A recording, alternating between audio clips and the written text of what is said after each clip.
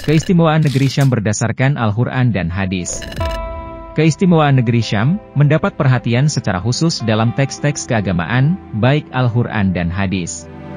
Salah seorang ulama Syam, Imam Is bin Abdi As-Salam, dalam Targhib al-Islam fi Sukna Bilad Asyam, menafsirkan kalimat, bumi yang kami telah berkahi, dalam surah Al-Anbiya ayat ke-71, dan kalimat, kami berkati sekitarnya, dalam surah Al-Isra ayat pertama, dengan negeri Syam yang termasuk di dalamnya Suriah.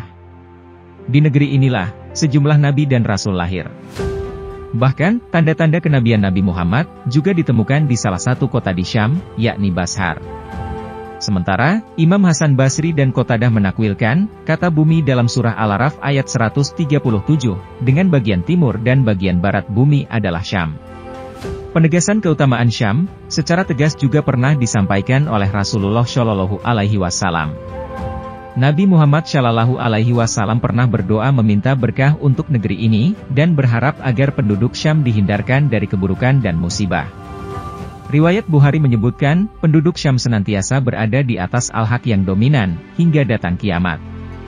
Sebagian umatku ada yang selalu melaksanakan perintah Allah, tak terpengaruh orang yang menggembosi, dan tidak pula orang yang berseberangan, hingga datang keputusan Allah, dan mereka senantiasa dalam keadaan demikian.